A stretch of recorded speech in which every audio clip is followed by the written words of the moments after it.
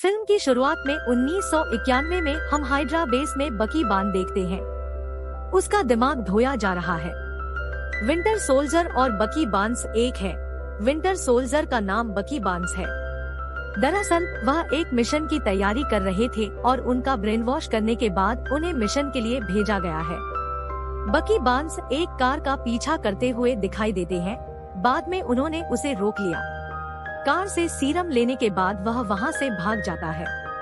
वह एक super serum सैनिक है और जिस कार से वह टकराया वह वास्तव में आयरन मैन के माता पिता की कार थी, टोनी स्टार्क के माता पिता। इस हादसे में लौह पुरुष के माता पिता की मौत हो गई है। बाद में कहानी वर्तमान समय में बदल जाती है। यहाँ हम कैप्टन अमेरिका और उनके कुछ साथियों को देखते हैं। वे सभी नाइजीरियाई लैब में मौजूद हैं, जहां बकी बार्न्स की तरह एक आदमी का दिमाग धो रहा है। वे उसे जैविक हथियार चुराने के लिए रोक रहे हैं। कैप्टन अमेरिका के साथ उनकी टीम भी मौजूद थी और उन्होंने एक एक कर उन्हें मार गिराया। केवल एक सुपर सिपाही रह गया और कैप्टन अमेरिका उसके सामने खड़ा हो गया। कैप्टन अमेरिका और सुपर सोल्जर के बीच लड़ाई छिड़ जाती है। उस लड़ाई के दौरान सुपर सोल्जर एक बम को सक्रिय करता है जो उसके शरीर में मौजूद था और कैप्टन अमेरिका को नुकसान पहुंचने से पहले वहां एक धमाका हुआ। सुपरमैन को एक इमारत में उछालने के लिए वांडा अपनी महाशक्तियों का उपयोग करती है। विस्फोट के कारण कई निर्दोष लोगों की मौत हो गई। हालांकि वांडा ने स्वेच्छा से ऐसा नहीं किया है। वह काफी उदास हो गई। कैप्टन अमेरिका उसके पास गया और दावा किया कि यह हमारी गलती थी। यह हमारे काम में अक्सर होता है। अगर हम इस तरह से सोचेंगे तो हम अपने मिशन को पूरा नहीं कर पाएंगे। हम एवेंजर्स की एक बैठक देखते हैं, जहां बैठक के प्रमुख एवेंजर्स को सूचित करते हैं। एवेंजर्स ने अब तक जो भी मिशन किए हैं, उनके परिणाम स्वरूप दुश्मनों की हार हुई है, लेकिन उन्होंने कई बेगुनाह लोगों की जान भी ली है। आप सभी मेरे लिए खतरा है, क्योंकि आप सभी मेरी अनुमति के बिना दूसरे देशों की यात्रा करते हैं और आप वहां बहुत सी चीजों को नुकसान पहुंचाते हैं, जिससे कई निर्दोष लोगों की मौत हो जाती है। लेकिन ऐसा होने वाला नहीं है, क्योंकि मेरे पास इसका समाधान है। वह सभी को सोकोविया समझौते नामक एक समझौता देता है। कहा गया कि एवेंजर्स अपनी मर्जी से कहीं नहीं जा पा रहे हैं। यह एक निजी संगठन नहीं रहेगा, बल्कि यह संयुक्त राष्ट्र के तहत काम करेगा। वे संयुक्त राष्ट्र के आदेशों का पालन करेंगे और हम यहाँ आयरन मैन टोनी स्टार्क को देखते हैं। वह इससे सहमत है, क्योंकि वह जानता है कि उनकी लड़ाई के परिणाम स्वरूप कई निर्दोष लोगों की जान चली गई है। टोनी स्टार्क अपने पहले मिशन को याद कर रहे थे, जिसके परिणाम स्वरूप बड़े पैमाने पर अराजकता हुई थी। वह इस सब के लिए खुद को जिम्मेदार मान रहे थे, इसलिए सोकोविया समझौते के लिए तैयार थे। कैप्टन अमेरिका इस समझौते पर हस्ताक्षर नहीं करना चाहता, क्योंकि उसे सरकार पर कोई भरोसा नहीं है। वह खुद पर अधिक भरोसा करता है, इसलिए वह सोकोविया समझौते पर हस्ताक्षर करने से इनकार करता है। इस तरह हम देखते हैं कि एवेंजर्स दो टीमों में विभाजित हो गई है। टोनी स्टार्क की एक टीम जो सोकोविया समझौते पर हस्ताक्षर करना चाहती है और संयुक्त राष्ट्र के तहत काम करना चाहती है।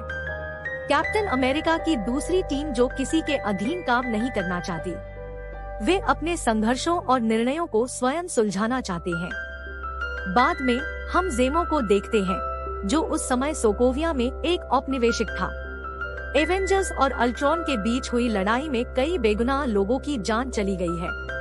हालांकि वह एक आतंकवादी बन गया है और हर कीमत पर एवेंजर्स से बदला लेने के लिए दृढ़ है। वह हाइड्रा के सिर पर जाता है। पहुंचने के बाद वह हाइड्रा की गुप्त पुस्तक छीन लेता है। यहीं पर हाइड्रा सुपर सैनिकों के कई राज रखे गए थे। उस किताब में ऐसे शब्द लिखे थे कि हाइड्रा योद्धा उन शब्दों को सुनकर कुछ भी कर सकते थे। हम बाद में वकंडा से मिलते हैं, जो टोनी स्टार्क को देखकर खुश हो जाता है कि उसने अनुबंध पर हस्ताक्षर किए हैं। इस बीच वकंडा राजा एक बम से मारा जाता है। उनकी मृत्यु के बाद राजा टीचाला ब्लैक पैंथर टूट गया, हम पहले से ही जानते हैं। जब उन्होंने सीसीटीवी टेप को देखा तो पता चला कि बम मारने वाले का चेहरा बकी बार्न्स जैसा ही है। यही कारण है कि ब्लैक पैंथर बकी बार्न्स को हर कीमत पर खत्म करने के लिए प्रतिबद्ध है। कैप्टन अमेरिका को पता चलता है कि बकी बार्न्स का पूरी सेना और ब्लैक पैंथर द्वारा पीछा किया जा रहा है। उसे खत्म करने के लिए कैप्टन अमेरिका को बताया गया है कि उसके दोस्त बकी बार्न्स में पूरी तरह से बदलाव आया है, क्योंकि जब कैप्टन अमेरिका पानी में था और डूब रहा था, बकी बार्न्स ने उसे बचा लिया है। कैप्टन अमेरिका ने बकी बार्न्स से संपर्क किया है। जैसे ही वह बकी बार्न्स के पास आता है, सेना उन पर हमला करती है और ब्लैक पैंथर, जो उसे मारने के लिए बकी बार्न्स का पीछा कर रहा था, प्रकट होता है। कैप्टन अमेरिका और उसके सहयोगी बकी बार्न्स को बचाने की राह पर हैं। बकी बार्न्स को ब्लैक पैंथर ने पकड़ लिया। इससे पहले कि वह उसे मार पाता, लोहे के आदमी का दोस्त, एक सैनिक आता है। युद्ध मशीन सूट पहने हुए जो लोहे के आदमी ने उसे दिया था, वह अपनी टीम के साथ आता है और सभी को गिरफ्तार कर लेता है। बाकी सभी को भी एक विशेष स्थान पर ले जाया जाता है और बकी बार्न्स को एक विशेष स्थान पर लाया जाता है। बाद में एक मनोचिकित्सक बकी बार्न्स से संपर्क करता है। मनोचिकित्सक कोई और नहीं बल्कि ज़ेमो है, जिसने हाइड्रा की गुप्त पुस्तक प्राप्त की है, जिसमें कोड वर्ड होते हैं और उन्हें कहने के बाद हाइड्रा के सैनिकों को नियंत्रित किया जा सकता है। जब ज़ेमो ये बातें कहता है तो बकी बार्न्स का दिमाग हैरान हो जाता है। वह ज़ेमो के नियंत्रण में था और कैप्टन अमेरिका अपने साथी के साथ आ गया। वे बकी बार्न्स के सामने मिलने में असमर्थ थे। इनके पास से हथियार जब्त कर लिए गए हैं। आयरन मैन भी दिखाई देता है, हालांकि उसे अपना सूट याद आ रहा है। संयुक्त राष्ट्र प्राधिकरण के बिना वह अपना सूट नहीं पहन सकता था, क्योंकि आयरन मैन भी समझौते की शर्तों पर सहमत हो गया है। इस बीच वह अपने लोहे के आदमी का हाथ पकड़ता है और वह बकी बार्न्स पर हमला करता है। हालांकि अपने हाथ से वह बकी बार्न्स को मात नहीं दे पाए। बकी बार्न्स बाद में टेरेस में प्रवेश करते हैं। वह वहां से हेलीकॉप्टर लेने की योजना बना रहा था। इसी बीच कैप्टन अमेरिका आता है और अपना हेलीकॉप्टर पकड़ लेता है। बकी बार्न्स बाहर निकल जाता है जब दोनों समुद्र में गिर जाते हैं। कैप्टन अमेरिका उसे अपने साथ ले जाता है। जब बकी बार्न्स ने होश संभाला, वह अपनी पिछली स्थिति में लौटता है और कहता है कि हाइड्रा परियोजना अभी भी उसके दिमाग में है। मेरे सामने के शब्दों को एक आदमी ने पढ़ा है। यह सुनकर मेरा शीतकालीन सैनिक व्यक्तित्व जीवंत हो उठता है। वह साइबेरिया के बारे में उत्सुक है, जिसमें एक हाइड्रा गुप्त शिविर था। यहाँ से फिल्म की कहानी 1991 में बदल जाती है। हम एक फ्लैशबैक देखते हैं जब बकी बार्न्स के पास हाइड्रा की कुल कमान थी। उन्होंने उस समय टोनी स्टार्क के माता पिता आयरन मैन की कार पर हमला किया था। हादसे में आयरन मैन के माता पिता की मौत हो गई थी। बकी बार्न्स ने उस कार से सैनिक के सीरम को हटा दिया है। हाइड्रा इस सीरम से बड़ी संख्या में सुपर सैनिक बनाता है। वे बकी बार्न्स से अधिक शक्तिशाली हैं। वे अभी भी साइबेरिया के भूमिगत शिविर में हैं। मेरी तरह उनका दिमाग साफ हो गया है और ज़ेमो उनका इस्तेमाल करना चाहता है। ज़ेमो अब सीक्रेट कैंप के लिए रवाना हो गया है। उसे रोकने के लिए कैप्टन अमेरिका एवेंजर्स की एक टीम बनाता है। वहीं बैठक में उनका माथापच्ची नजर आ रही है। ज़ेमो को बताया गया कि बकी बार्न्स कई निर्दोष लोगों की मौत के लिए जिम्मेदार था। बकी बार्न्स की भी आवश्यकता है। जल्दी। टोनी स्टार्क को स्पाइडरमैन के घर जाते हुए दिखाया गया है। वह उसे अपने दस्ते में शामिल होने के लिए आमंत्रित करता है और उसे एक सूट प्रदान करता है। स्पाइडरमैन, ब्लैक पैंथर और कुछ एवेंजर्स टोनी स्टार्क की टीम का हिस्सा है। नतीजतन एवेंजर्स टीम को कई तरह से विभाजित किया गया है। जब दोनों टीमें मिलती हैं, तो वे एक भयंकर लड़ाई में संलग्न होती हैं। जब कैप्टन अमेरिका के पास संघर्ष के दौरान अवसर होता है, वह हेलीकॉप्टर में बकी बार्न्स के साथ हाइड्रा बेस में जाता है। इसलिए वे वहां जाकर ज़ेमो को रोक सकते थे। कैप्टन अमेरिका और बकी बार्न्स को पकड़ने के लिए आयरन मैन और जेम्स स्टोन अपने जेट की ओर उड़ते हैं। फाल्कन भी मौजूद था और जेम्स स्टोन ने अनुरोध किया कि वह उनके विमान को नीचे लाए। जब जेम्स स्टोन अपनी किरणों का उत्सर्जन करता है, तो फाल्कन वहाँ से चला जाता है। इन किरणों से जेम्स स्टोन नीचे गिरा है। वे उसे बचाने में सफल रहे, लेकिन वह जमीन पर गिर गया और गंभीर रूप से घायल हो गया। आयरन मैन ब्लैक विडो को सूचित करता है कि उसकी रीढ़ की हड्डी में बड़ी चोट लगी है। आयरन मैन को पता चलता है कि बकी बार्न्स को देखने आया मनोचिकित्सक असली नहीं था और उसका नाम जेमो था और उसने असली मनोचिकित्सक की हत्या कर दी थी। उन्होंने एक मनोरोग रोगी के शरीर के बगल में एक मुखौटा खोजा। यह बकी बार्न्स का मुखौटा था। आयरन मैन को पता चलता है कि बकी बार्न्स फंस गया था। बकी बार्न्स नहीं, जेमो ने ब्लैक पैंथर के पिता वकंडा के राजा को मार डाला। आयरन मैन टोनी स्टार्क ने अब अपनी गलती स्वीकार कर ली है। वह उस जगह जाता है जहां कैप्टन अमेरिका के दोस्तों को पकड़ा गया था। वह फाल्कन के पास जाता है और उसे जेमो के वास्तविक स्वरूप के बारे में बताता है। इसके अलावा उनका दावा है कि मुझे अपनी गलती का एहसास हो गया है। कृपया मुझे बताएं कि कैप्टन अमेरिका कहाँ है। फाल्कन आयरन मैन से कहता है, तुम्हें अकेले ही जाना होगा। वह नहीं चाहता कि सेना उसके साथ जाए। बाद में टोनी स्टार्क हेलीकॉप्टर में प्रवेश करता है और चला जाता है। उन्होंने हेलीकॉप्टर में बैठकर अपना आयरन मैन सूट पहना था। वह साइबेरिया जा रहा है। दूसरी ओर हम जेमो को देखते हैं, जो साइबेरियन शिविर में आ गया है। बिगजी बार्न्स जैसे 5 और सुपर सोल्जर्स वहां मौजूद हैं।